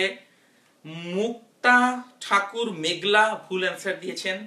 সাব্বির খান আবার কারেক্ট দিয়েছে। জেমিমা জুয়ের অ্যান্সার ভুল হয়েছে। গোপাল ভাড়ের অ্যান্সার কারেক্ট হয়েছে।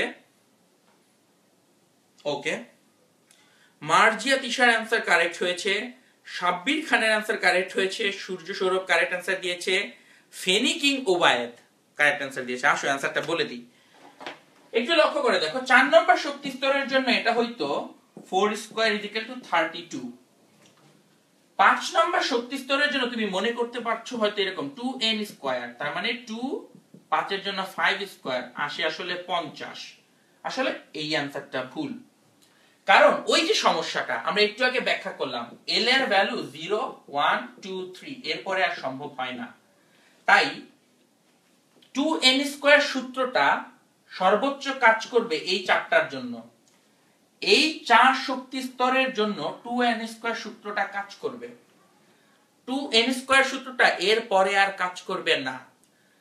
5 6 এরপর তুমি যাই বলো, 5 এও থাকবে 32টা সর্বোচ্চ, 6 এও 32টা, 7 এও 32টা, এর বেশি তুমি পাবে না।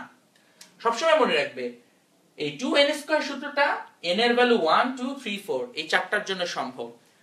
5 6 7 সবার জন্য সর্বোচ্চ এখন পর্যন্ত ইলেকট্রন দেখা যায় সেখানে 32টা। আশা করি তোমরা এইটাও বুঝতে পেরেছো। দেখো আমরা কিন্তু ইলেকট্রন বিন্যাসের খুব ক্রিটিক্যাল বেসিক কথাবার্তা নিয়ে আলোচনা করছি। এইবার আউফবাউ নীতি আমাদের শেখা শেষ। এবার আমরা চলে যাব হুন্ডের নীতি।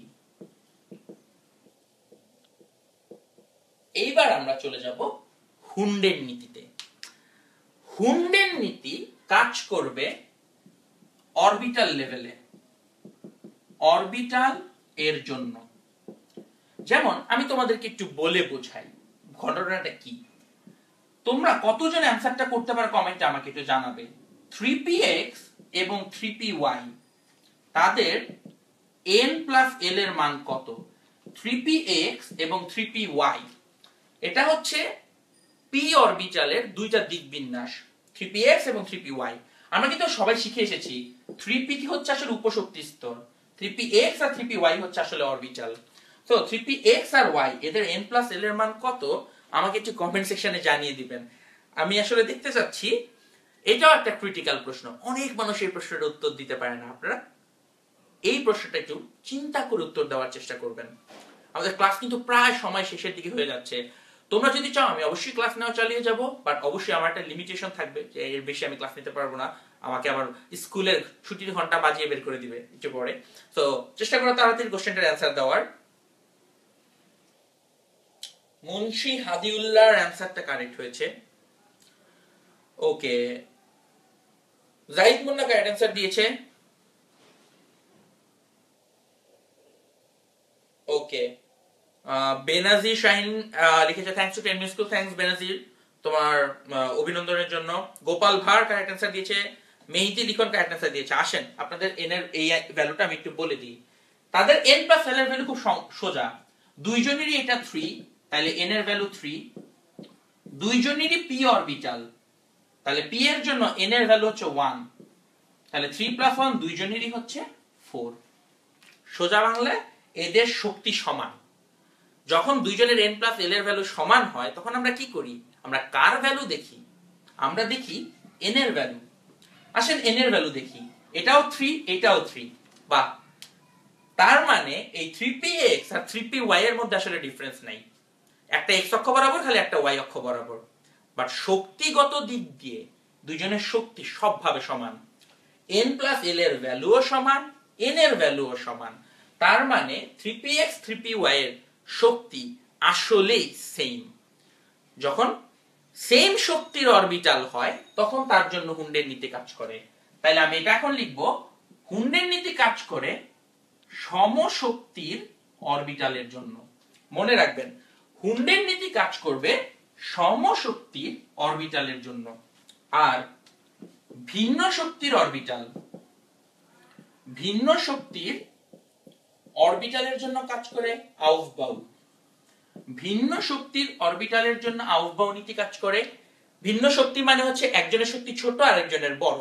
আউফবাউ বলে দিয়েছে আগে কম শক্তিরটাতে ইলেকট্রন যাবে, তারপরে বেশি শক্তিরটাতে ইলেকট্রন যাবে। হুন্ডের নীতি কাজ করে ভিন্ন শক্তির অরবিটালের মাঝখানে না, হুন্ডের নীতি কাজ করে সমশক্তির অরবিটালে। আমি আরেকটু ক্লিয়ার করে বুঝাই। 2p আর 3s এই দুইজনের মধ্যে কাজ করে হচ্ছে আউফবাউ নীতি, কারণ 2p আর 3s এর শক্তি ভিন্ন।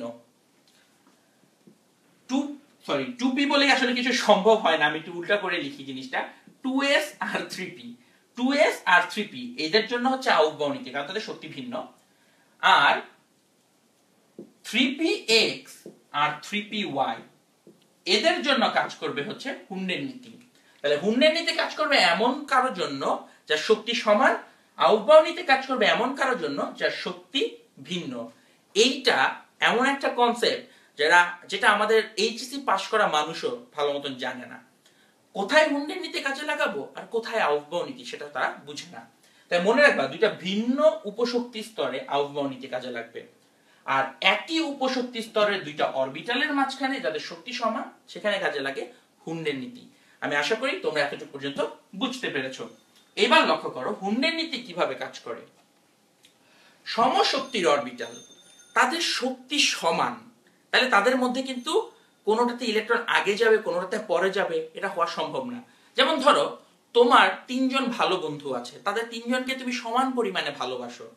তুমি যদি একজনকে একটা চকলেট দাও, বাকি 2 জনকেও কিন্তু দিতে হবে, এটাই কিন্তু নিয়ম। সো তুমি কোনোভাবেই ডিসক্রিমিনেশন করতে পারবে না। সেটাই আমরা এখন দেখাবো হুন্ডের নীতি কি করে। 3p এর জন্য আমরা জানি 3টা অরবিটাল পাওয়া যায়, যে 3টা অরবিটালকে আমরা 3টা বক্স দ্বারা নির্ধারণ করব। একটাকে বলবো 3px, একটাকে 3py, আর একটাকে বলি 3pz। তাহলে 3p হচ্ছে, মনে রাখবেন যে এই ভুলটা মানুষজন করে ফেলে বলতে বলতে, 3p হচ্ছে উপশক্তি স্তর, কারণ তার শুধু n আর l এর ভ্যালু আছে। আর এরা হচ্ছে অরবিটাল, কারণ এদের n l m 3টা ভ্যালু রয়েছে। এখন এই উপশক্তি স্তরের 3টা অরবিটালের শক্তি সমান, তাই আমি যখন ইলেকট্রন ঢোকাবো, ধরো তোমার কাছে 5টা ইলেকট্রন আছে, তুমি 3p তে 5টি ইলেকট্রন দিতে পারবে। এই 5টি ইলেকট্রন কিভাবে দিবে? তুমি প্রথমে এখানে একটা ইলেকট্রন ঢোকাবে, তারপর এখানে আরেকটা, তারপর এখানে আরেকটা। সুষম বন্টন, একটা বন্ধুকে একটা চকলেট দিলাম, আরেকজনকে আরেকটা দিলাম, আরেকজনকে আরেকটা দিলাম, সবাইকে আগে একটা করে দিব। এবং সবগুলা একই স্পিনে হবে। তাকিয়ে দেখো সবগুলাই উপরের দিকের অ্যারো, মানে সবগুলা একই স্পিনে প্রবেশ করেছে। তারপরে 3টা দেওয়া হয়ে গেল, আর বাকি রইল কয়টা? 2টা। এই 2টা দেওয়ার সময় আমরা উল্টা দিকের স্পিনে দিব। এই দুটোকে দেওয়া হবে উল্টো দিকের স্পিনে। হ্যাঁ, অবশ্যই 3pz এতে অবহেলিত ফিল করবে, এবং 3pz যে অবহেলিত ফিল করতেছে, এইটার কেমিস্ট্রিতে খুব গুরুত্বপূর্ণ একটা বৈশিষ্ট্য রয়েছে, যেটা আমরা রাসায়নিক বন্ধন চ্যাপ্টারে যেয়ে দেখব। যে এই যে একজনকে অবহেলা করলাম, এই একজন এদের সাথে আর ভালোবাসায় থাকবে না, এই বিক্রিয়া করে অন্য কারোর সাথে চলে যাওয়ার চেষ্টা করবে, কারণ আমি এদের দুইজনকে 2টা করে দিয়েছি আর ওকে একা রেখে দিয়েছি। তো আশা করি তোমরা এতটুকু বুঝতে পেরেছো। আমি আবারও চলে যাই তোমাদের কয়েকটা কমেন্ট দেখার জন্য। সামির সালেক সাকি লিখেছে excellent presentation. Thank you Samir, তোমার নাম একটা এইজ বেশি থাকলে তোমার আর আমার নাম সেম হয়ে যেত। আচ্ছা আচ্ছা ভাইয়া, কেন ইকুয়াল ডিস্ট্রিবিউশন করব? সাদাত কাভির প্রশ্নটা ভালো। সাদাত কাভি কিছুক্ষণ আগে একটা ভালো প্রশ্ন করেছিল, থ্যাংক ইউ সাদাত। কেন ইকুয়াল ডিস্ট্রিবিউশন করবে? কারণ এই তিনজনের শক্তি সমান, এই তিনজনই তোমার সমান ভালো বন্ধু, তাই দেওয়ার সময় তাদেরকে ইকুয়ালি ডিস্ট্রিবিউট করতে হবে, কারণ তাদের তিনজনের শক্তি সমান। যদি শক্তি ভিন্ন হতো তখন তো আউফবাও নীতি আসতো, যার শক্তি কম তাকে আগে দিতাম, কারণ যেই ফ্রেন্ডের টাকা পয়সা কম তাকে তুমি আগে হেল্প করতে চাবে, তারপর যার বেশি তাকে হেল্প করবে। ব্যাপারটা অনেকটা সেই রকম। Thank you. একজন জিজ্ঞেস করেছে ভাইয়া রুটিনটা লাগবে। পলির বর্জন নীতি, পলির বর্জন নীতি একটা সিম্পল কাজ করে। সেটা পলির বর্জন নীতি বলে, ওই যে একটু আগে আমরা তিনটা বক্স আঁকলাম, ছোট ছোট ছোট ছোট তিনটা বক্স আঁকলাম, পলির বর্জন নীতি এরকম একটা বক্সকে নিয়ে কথা বলে। এই একটা বক্সকে আমরা বলে থাকি একটা অরবিটাল, এরকম একটা বক্সকে আমরা বলে থাকি একটা অরবিটাল। তোমাদের যদি এই ক্লাসটা ভালো লেগে থাকে, অনুরোধ ক্লাসটাকে শেয়ার করো, যাতে করে অনেক বেশি বেশি বন্ধু বান্ধব এই ক্লাসটা এসে অংশ নিতে পারে। ইউনো, যখন আমি দেখি তোমরা অনেক মানুষ ক্লাসটাতে ভালো রিয়্যাক্ট করছো, আমি নেক্সট ক্লাসটা নেওয়ার জন্য অনেক বেশি আগ্রহী থাকি, কারণ তুমি যত বেশি ইন্টারেস্টেড হবে আমি তত বেশি আসবো। আর ভালো ব্যাপার কি দেখো, সারা জীবন স্কুল কলেজে আমাদেরকে জোর করে নিয়ে পড়াশোনা করাতে হচ্ছে, তুমি ফেসবুকে নিজের ইচ্ছায় পড়তে আসছো, এটা হচ্ছে আমাদের সবচেয়ে বড় শক্তি। সো পলির বর্জন নীতি কাজ করে একটা মাত্র অরবিটালের জন্য, এবং সেই একটা অরবিটালের ম্যাক্সিমাম লিমিট ঠিক করে দেয়, ম্যাক্সিমাম লিমিট ঠিক করে দেয় হচ্ছে পলির বর্জন নীতি। পলির বর্জন নীতি একটা অরবিটালের ম্যাক্সিমাম লিমিট ঠিক করে দেয়, এবং সে বলে এই লিমিটটা হচ্ছে দুইটা ইলেকট্রন, এই লিমিটটা হচ্ছে দুইটা মাত্র ইলেকট্রন। তার মানে একটা বক্সে সর্বোচ্চ দুইটা ইলেকট্রন থাকতে পারবে, দুইটার বেশি ইলেকট্রন কখনোই কোনো বক্সে থাকতে পারবে না।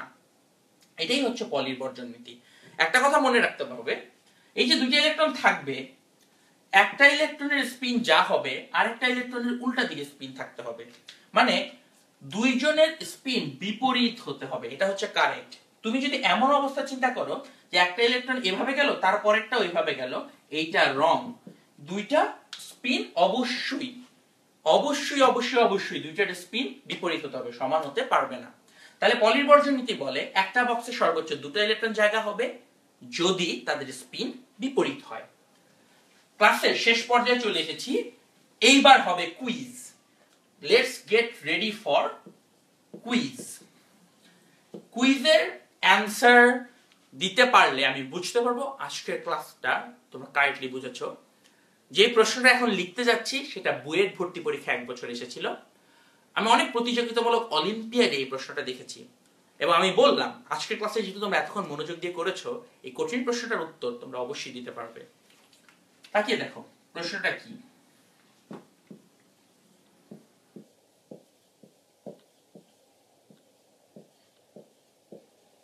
এখানে একটা ইলেকট্রন বিন্যাস দেখানো হয়েছে, এবং দেখে বুঝতে পারছি এই ইলেকট্রন বিন্যাসটি ভুল।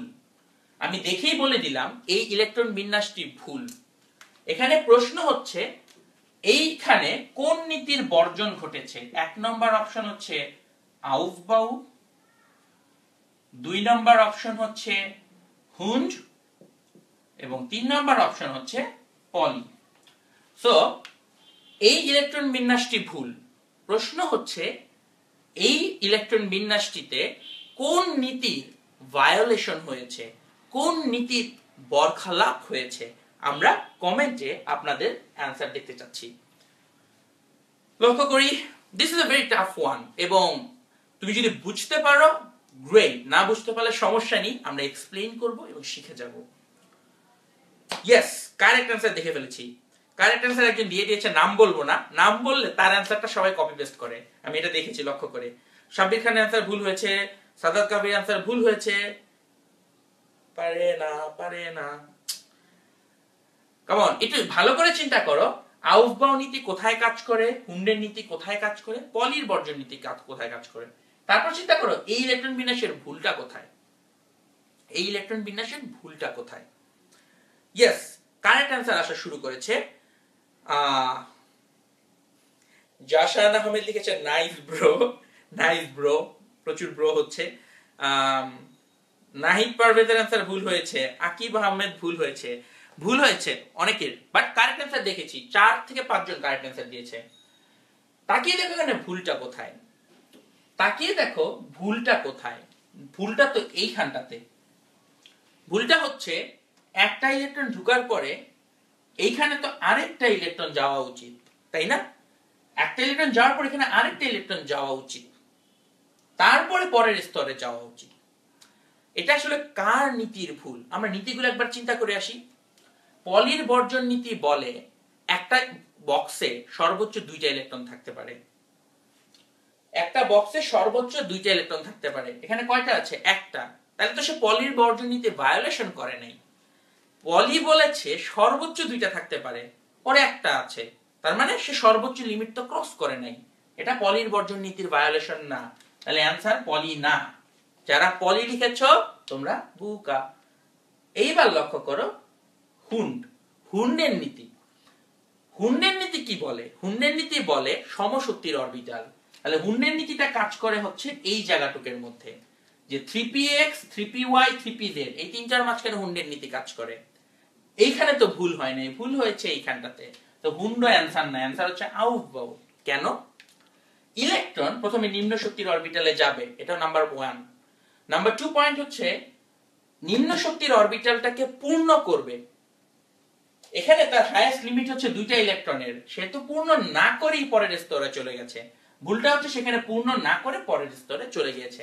তাই কারেক্ট অ্যানসার হচ্ছে আউফবাউ প্রিন্সিপাল। যারা 8-10 জন কারেক্ট অ্যানসার দিতে পেরেছো, ভেরি ভেরি গুড। মানে this was a very hard question, এবং যারা পেরেছো আই এম ভেরি হ্যাপি। আর যারা ভুল করেছো মনে রাখবে সেই মানুষটাই ভালো শেখে যে অনেক বেশি ভুল করে। যে ভুল করে সে সলিউশন গুলো দেখে, এবং মনে রাখবা একবার যে জিনিসটা ভুল হয় সেটাকে বলে ভুল, আর বারবার ভুল হলে সেটাকে বলে বদ অভ্যাস। তো অলওয়েজ রিমেম্বার, ভুল করবে বাট বদ অভ্যাস করবে না। তো এই প্রশ্নটা যদি ভালো লেগে থাকে, আসো আরেকটা প্রশ্ন করি। এই প্রশ্নটার উত্তর কে দিতে পারবে আমি এখনই দেখতে চাচ্ছি। এইখানে কোন নীতির ভায়োলেশন ঘটেছে আমি কমেন্টে দেখতে চাই। এই ইলেকট্রন বিন্যাসটিতে কোন নীতির ভায়োলেশন, কোন নীতির বরখালাপ হয়েছে আমি কমেন্টে দেখার জন্য মুখিয়ে আছি। এইখানে কোন নীতির ভায়োলেশন হয়েছে? ও মাই গড, অনেকেই ভালো ভালো অ্যানসার দিচ্ছে। ওকে, অ্যাকচুয়ালি এটা গোপাল ভাঁড় ইজ রিয়েল। হ্যাঁ, আমাদের ক্লাসে গোপাল ভাঁড় অনেকবার প্রশ্নের অ্যানসার দেওয়ার চেষ্টা করে। একজন পলি লিখতে গিয়ে লিখছে পোল্টি। বক্তিয়ার লিখেছে ইয়েস বুয়েট। ইয়েস অফকোর্স, কেন না? তুমি এখন ক্লাস করছো, ভবিষ্যতে অবশ্যই বুয়েটের চান্স পাবে, I am quite sure. Supriti Malaka লিখেছে হুন্ডের নীতি। মিনহাজ লিখেছে হুন্ড। গোপাল ভাঁড় লিখেছে হুন্ড। হাদিউল্লাহ লিখেছে হুন্ড। Nice, very nice. যেহেতু এতগুলা মানুষ বলছে হুন্ডের নীতি, এটা কে আর ভুল হয় বলো? এতগুলা মানুষ যেহেতু বলেই ফেলেছে, এবং আমরা যেহেতু এখন অনেকক্ষণ শিখে ফেলেছি, অ্যানসারটা হচ্ছে হুন্ড। কারণ কি? কারণ হচ্ছে লক্ষ্য করে দেখো, হুন্ডের নীতি বলে সবার কাছে একটা একটা করে ইলেকট্রন একমুখী স্পিনে যাবে, বাট এই দুজনের কাছে গিয়েছে একরকম স্পিনে, এইখানে চলে গেছে ডিফারেন্ট স্পিনে। এইটাই হচ্ছে ভুল। এটা আসলে হওয়া উচিত ছিল এইরকম। সো এই ঘটনাটা আসলে এক্সপ্লেইন করা যায় খুব সহজভাবে। ধরো তোমার ওই যে 3 জন বন্ধু আছে যাদেরকে তুমি সমানভাবে ভালোবাসো। এখন তুমি যখন তাদেরকে চকলেট দিতে যাবে, সবাইকে একটা একটা করে চকলেট দিলে তোমার মনে হতে পারে আচ্ছা আমি সবার সাথে তো সেম সমতা বজায় রেখেছি। আসলে না, সমতা বজায় রাখোনি। ধরো চকলেট দেওয়ার সময় 2 জন বন্ধুকে দিলে হচ্ছে তুমি সে স্নিকার্স, 2 জন বন্ধুকে তুমি স্নিকার্স দিলে, আর একজন বন্ধুকে দিলে হয়তো সে কোকোলা চকলেট সামথিং, যেটা মানুষ পছন্দ করে না। সো অফকোর্স 3 জনে একটা একটা করে চকলেট পাবে ঠিকই, বাট যেই 2 জনকে তুমি স্নিকার্স দিয়েছো তারা অনেক বেশি খুশি হবে। সো ইউ আন্ডারস্ট্যান্ড যে সমতা রাখতে হলে জাস্ট প্রত্যেককে একটা করে দিলেই হবে না, তাদেরকে দেওয়ার সময় সেম জিনিস দিতে হবে, হুইচ ইজ নাইস। আচ্ছা, এটা প্রবাবলি আজকের ক্লাসের লাস্ট প্রশ্ন হবে। নিচের কোনটি হুন্ডের ভায়োলেশন নয়? নিচের কোনটি হুন্ডের নীতির ভায়োলেশন না? কোনখানে হুন্ডের নীতির বরখালাপ ঘটে নাই? আমরা এখন সেটা দেখতে যাচ্ছি। কোনখানে হুন্ডের নীতির বরখালাপ ঘটে নাই? এটা হচ্ছে অপশন এ, সেখানে আরেকটা বক্স অপশন রাখবো।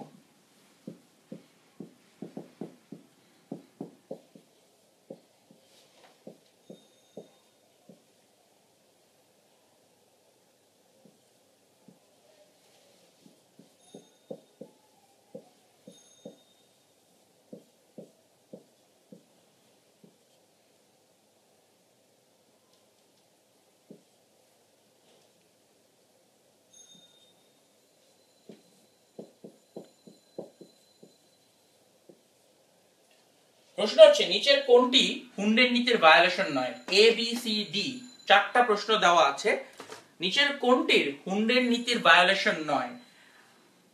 আমার পড়িয়ে খুব ভালো লাগছে, কারণ আমি পড়াতে পড়াতে এমন একটা পর্যায়ে এসেছি, আমি তোমাদেরকে ইচ্ছা মতন সহজ থেকে শুরু করে এখন এখন অনেক কঠিন লেভেলের প্রশ্ন দিতে পারছি, এবং আমি জানি তোমাদের মধ্যে অনেকেই অ্যান্সারটা পারবে, এবং তখন আমি গর্ব করে বলতে পারবো আমি একশো ক্লাসে শুরু করেছিলাম এবিসিডি লেভেল থেকে, এবং লাস্টে আমরা অনেক ভালো ভালো জিনিসপত্র পড়াতে পেরেছি।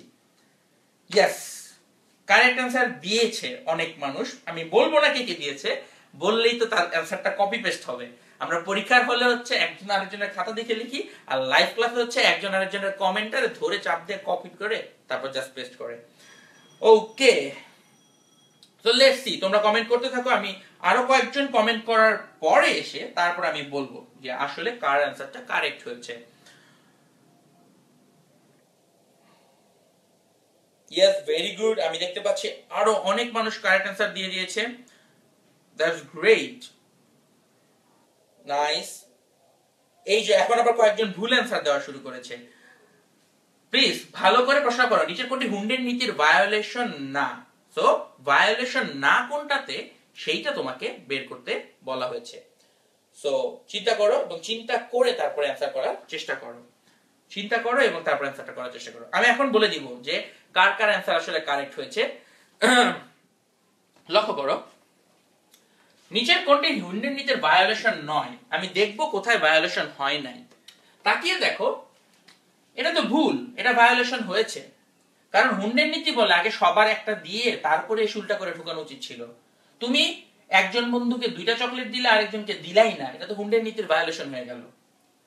এইখানে সমস্যা হচ্ছে এটা হুন্ডের নীতির ভায়োলেশন হয়েছে। কিভাবে? বলা হয়েছে আগে সবাইকে একমুখী স্পিনে দেওয়ার পরে সেকেন্ড টাইম দেওয়ার সময় অপোজিট স্পিনে দিতে হবে। ওকে, নাইস, এইটা হচ্ছে this is the correct answer, this is the correct answer. তাকিয়ে দেখো কেন এটা আসলে কারেক্ট অ্যান্সার। সে সেকেন্ড টাইম ইলেকট্রন দেওয়ার পর সময় অপোজিট স্পিনে তাকে ইলেকট্রনটা দিতে হবে। মনে রাখো, একটা বক্সে সর্বোচ্চ দুইটা ইলেকট্রন থাকতে পারে যদি তাদের স্পিন হয় বিপরীত। এটা পলির নীতি, যে একটা বক্সে সর্বোচ্চ দুইটা ইলেকট্রন থাকতে পারবে যদি তাদের স্পিন হয় বিপরীত। এখানে তাদের স্পিন হয়ে গেছে সেম, তাহলে যেখানে ভুলটা হয়েছে এই ভুলটা হচ্ছে পলির নীতির ভায়োলেশন হয়েছে। সো এটা পলির নীতিকে ভায়োলেশন করেছে, সো কারেক্ট অ্যান্সার হবে বি। সিতে তাকিয়ে দেখো, এখানে হুন্ডের নীতির ভায়োলেশন হয়েছে এবং একই সাথে রাদারফোর্ডের নীতির ভায়োলেশন হয়েছে, বাট হুন্ডের নীতি তো ভায়োলেট হয়েছে। ইট ওয়াজ আ ভেরি টাফ কোশ্চেন। এটা দেখে অনেকেই মনে করা উচিত এটা হুন্ডের নীতির ভায়োলেশন, বাট এটা অ্যাকচুয়ালি পলির বর্জন নীতির ভায়োলেশন। কারণ পলির বর্জন নীতি আমাদেরকে বলে দিয়েছে যে একটা বক্সে সর্বোচ্চ দুটো ইলেকট্রন থাকতে পারে যদি তাদের স্পিন হয় বিপরীত মুখী। তো আমি তোমাদের সবার কমেন্ট গুলো দেখার জন্য মুখিয়ে আছি যে কয়জনের অ্যান্সার কারেক্ট হয়েছে। যারা কারেক্ট অ্যান্সার দিয়েছো আমাকে একটু কমেন্ট করে জানাও তো। আমি ইয়েস, কারেক্ট অ্যান্সার হচ্ছে B, Marjia Tisha, she answer correctly, তার বিজয় উল্লাস দেখা যাচ্ছে। মোহাম্মদ পারভেজ টেকের অ্যান্সার কারেক্ট হয়েছে। হ্যাঁ, সে আসলে এখানে পলির বর্জন নীতির ভায়োলেশন করেছে, that's why it's correct answer. Akib Ahmed লিখেছে লল, আচ্ছা, ভেরি নাইস। সো আমরা আমাদের ক্লাসের শেষ পর্যায়ে চলে এসেছি। এখন আমাদের খুব ইম্পর্টেন্ট একটা অ্যানাউন্সমেন্ট থাকবে যে এই যে আমরা 10 মিনিট করে লাইভ ক্লাস আবার নতুন করে শুরু করলাম। শুরু তো করলাম ভাইয়া, ভালো কথা, কিন্তু কথা হচ্ছে আমি এই সংক্রান্ত তথ্যগুলো এখন কোথা থেকে জানতে পারবো? তথ্য জানার জন্য তোমরা অবশ্যই চলে যাবে 10minuteschool.com এর যে ওয়েবসাইটটি আছে সেই ওয়েবসাইটটিতে। তো আমরা এখন সেটাই একটু তোমাদেরকে দেখিয়ে দেওয়ার চেষ্টা করি। আসো, চলে যাবে 10minuteschool.com, এই যে ওয়েবসাইটটি দেখতে পাচ্ছ 10minuteschool.com, সেখানে তারপর স্ক্রল করে নিচে আসলে তুমি দেখতে পারবে একটা জায়গায় লেখা আছে লাইভ ক্লাস। লাইভ ক্লাসে ক্লিক করলাম। লাইভ ক্লাসে ক্লিক করার পর একটু ধৈর্য ধরে অপেক্ষা করব, তারপর দেখব এখানে লাইভ ক্লাস পোর্শনটি চলে এসেছে। তাকিয়ে দেখো এখানে ভিডিও লিস্ট নামে একটা ব্যাপার আছে, ভিডিও লিস্টে ক্লিক করব। আমরা বিগত কয়েক মাসে যত লাইভ ক্লাস নিয়েছি বিভিন্ন বিষয়ে সব এখানে দেওয়া আছে। আমাদের আগের কেমিস্ট্রি ক্লাস করার জন্য রসায়ন লিখব, দেখো এখানে অলরেডি কত কত হাজার হাজার দেখতে পাচ্ছ লেকচার অলরেডি তোমাদের জন্য রেডি আছে। সো দেরি কেন করবে? এবং তোমরা যদি লাইভ ক্লাসের রুটিন চাও সেটাও কিন্তু এখানে পেয়ে যাবে। কিভাবে লাইভ ক্লাসে যোগ দিব সেটা লেখা আছে, লাইভ ক্লাসের রুটিন সময়সূচি সেইগুলো। এই যে দেখো লাইভ ক্লাসের রুটিনটা তোমাদেরকে একটু দেখিয়ে দিই। আজকে আমরা দুটো ক্লাস করে ফেললাম রাত 8টা এবং 10টায়। আগামী রবিবার 11 ডিসেম্বর রাত 8টা এবং 10টায় কিন্তু ম্যাট্রিক্স পরিচিতি এবং ম্যাট্রিক্স অপারেশনের উপরে ক্লাস হবে। Thank you very much everyone যারা আজকে আমাদের ক্লাসে অংশ নিয়েছো। তোমরা সবাই লাইভ ক্লাসের একাডেমিক সেকশনের ওরিয়েন্টেশন অর্থাৎ আমাদের প্রথম ক্লাসে অংশগ্রহণ করেছো। তো তোমরা আমাদের এই নিউ জার্নির সাক্ষী হয়ে রইলে। থ্যাংক ইউ ভেরি মাচ আজকে ক্লাসে আসার জন্য। যারা 8টা 10টা দুটোর ক্লাসই করেছো, you are the real winner. যারা 8টার ক্লাসটি মিস করেছো, এই ক্লাসটি এখনই শেষ হচ্ছে, 8টার ক্লাসটি এখনই আমাদের পেজে যেয়ে দেখে ফেলো। কালকে পরশুর মধ্যে এই ভিডিওগুলো আমাদের ইউটিউব চ্যানেলে পাওয়া যাবে এবং সবচেয়ে ভালো হচ্ছে আমাদের ওয়েবসাইটটা www.10minuteschool.com 10minuteschool.com এ যাবে, সেখানে সবকিছু লাইভে গুছিয়ে দেওয়া থাকবে। তোমাদের সাথে আমরা একটা দীর্ঘ যাত্রা শুরু করতে যাচ্ছি। এইচএসসি পরীক্ষা শেষ হওয়া পর্যন্ত আমরা প্রতিদিন এরকম দুটো দুটো করে ক্লাস করতে থাকবো। সবাই 10 মিনিট স্কুলের সাথে থাকো, ভালো থাকো, সুস্থ থাকো, সুন্দর থাকো। আজকের মতন এখানেই বিদায়। সবাইকে শুভরাত্রি।